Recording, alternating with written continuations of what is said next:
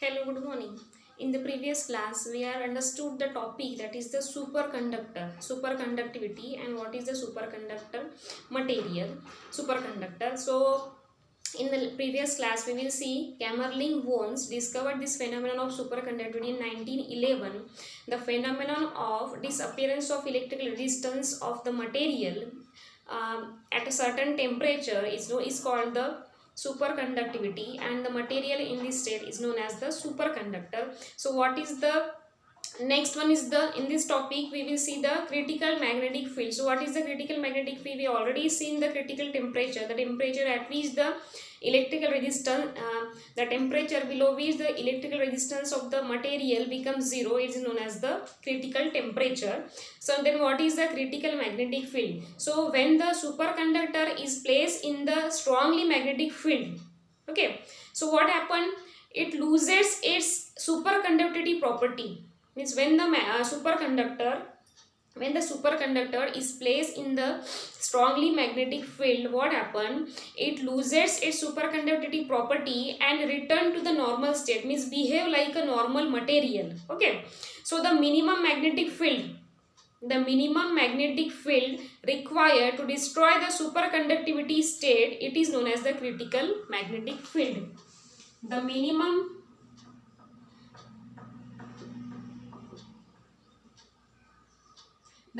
magnetic field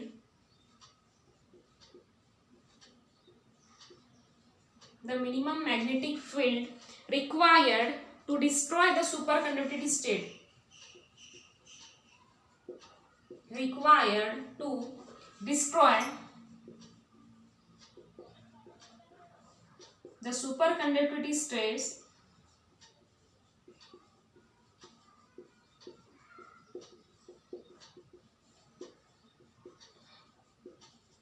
is called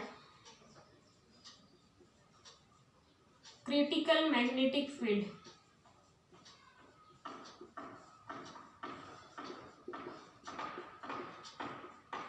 That is denoted by the letter Hc, critical magnetic field. So this is the graph between the critical magnetic field and the temperature.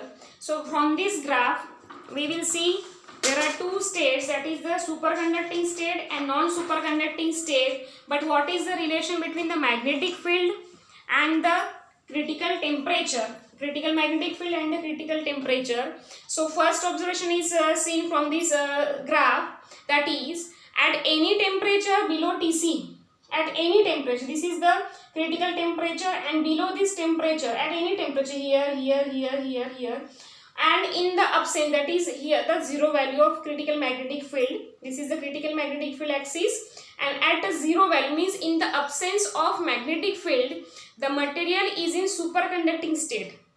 Below the critical temperature, also below the critical temperature at any temperature below Tc, the material behaves as a superconducting state.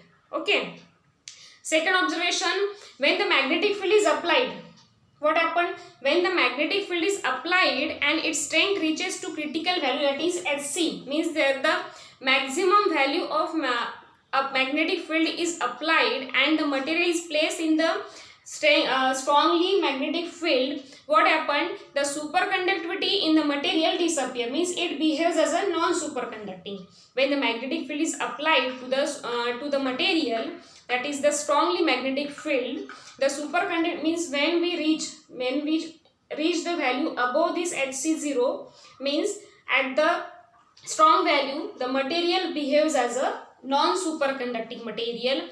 And third observation, at any temperature that is greater than Tc, means if the temperature reaches to above Tc, the material remains superconductivity until a corresponding critical magnetic field is applied. That means when the critical temperature is greater than the temperature, okay, means when the temperature becomes higher and then lower, the material remains its superconductivity state. So these are the three observations, that is the dependence of critical magnetic field and the temperature. There is a correlation between the critical magnetic field and the critical temperature. That means it exactly depends on each other. So in the today's class we will see the two types of superconductor, type 1 superconductor and type 2 superconductor. So first one is the type 1 superconductor. Type 1 superconductor is known as the soft superconductor. It is called the soft superconductor.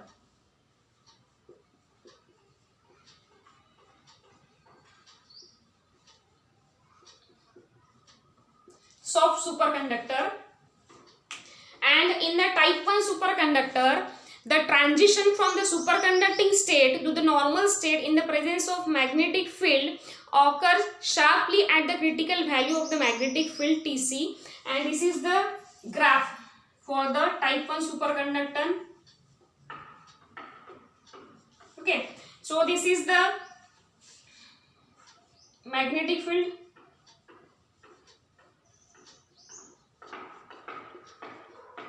and this is the diamagnetation.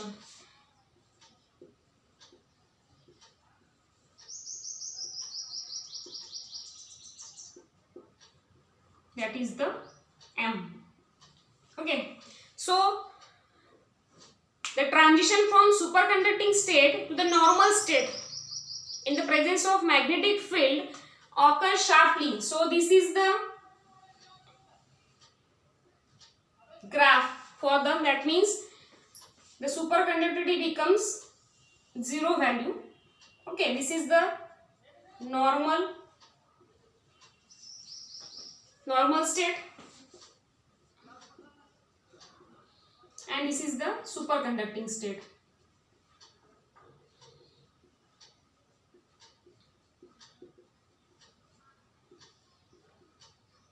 So these are the two difference.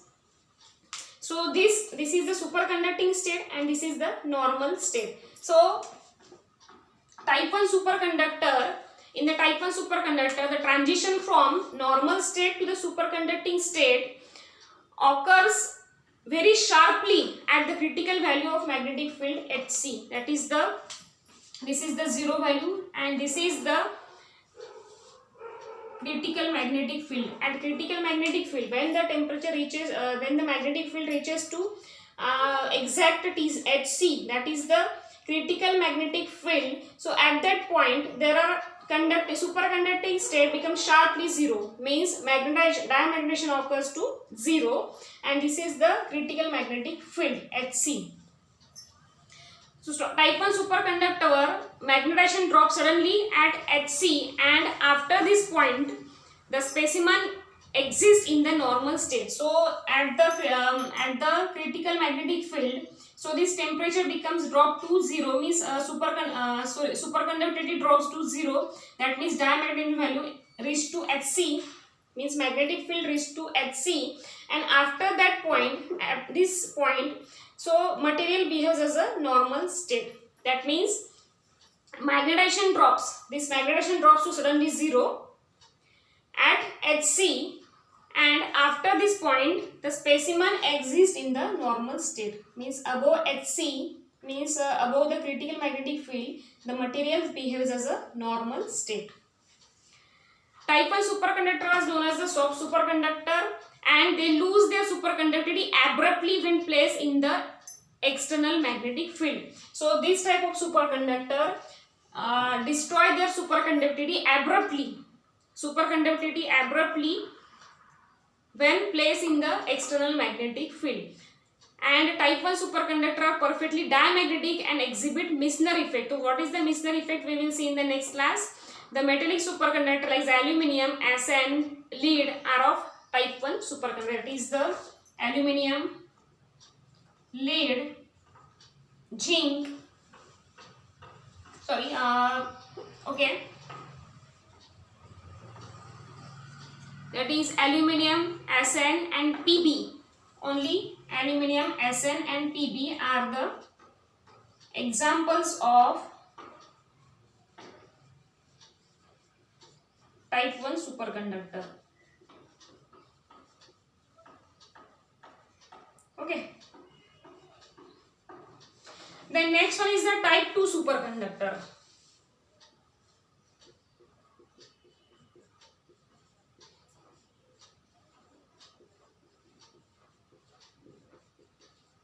Type 2 superconductor are called the hard superconductor.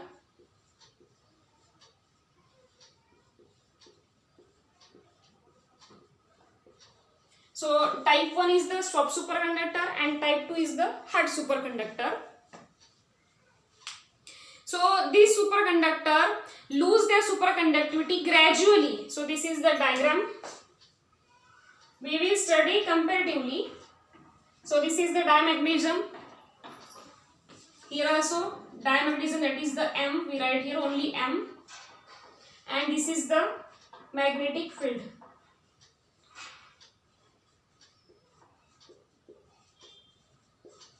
Okay.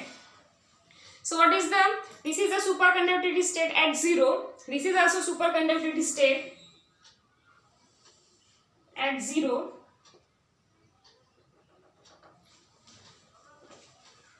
And this is the diagram. Firstly we draw diagram.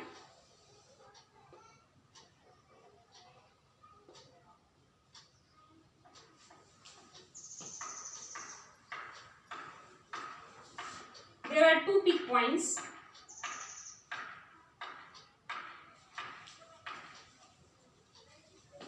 Here's the, this is the HC, HC1, and next one is the, where the points reach. So this is called the HC2. That means normal state.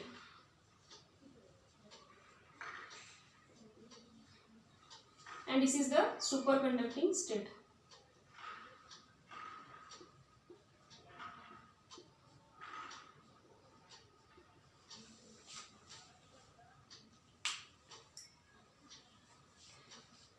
So the transition from superconducting state to the normal state occurs gradually at the magnetic field increases. When as the magnetic field increases here, the transition from superconducting state and the normal state occurs gradually. This is the gradual difference.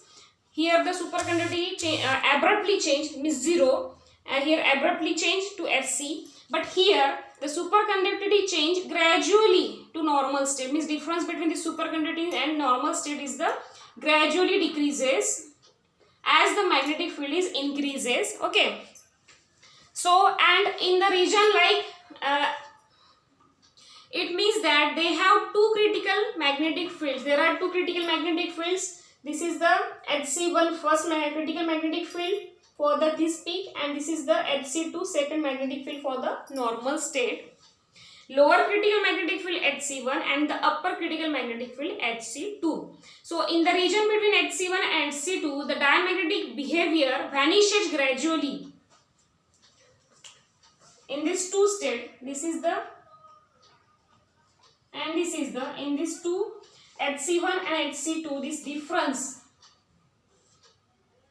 between these two states, Hc1 and Hc2 state, so this difference is called as the vertex. Material is in the vertex state. This is called the vertex. Here we write here vertex state. But the material is in vertex state. Vortex, spelling mistake. This is the vortex state. The difference between the Hc1 and Hc2, where the diamagnetic material in the diamagnetic behavior vanishes gradually, means in these two states, Hc1 and Hc2, the difference between this Hc1 and Hc2, where the material diamagnetism vanishes gradually, it is known as the vortex state of the material, or it is called the intermediate state.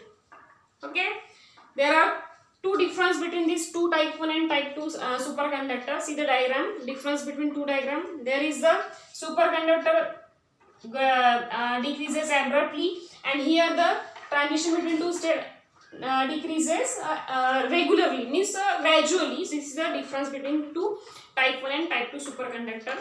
So examples, that is the examples are Nb3Sn,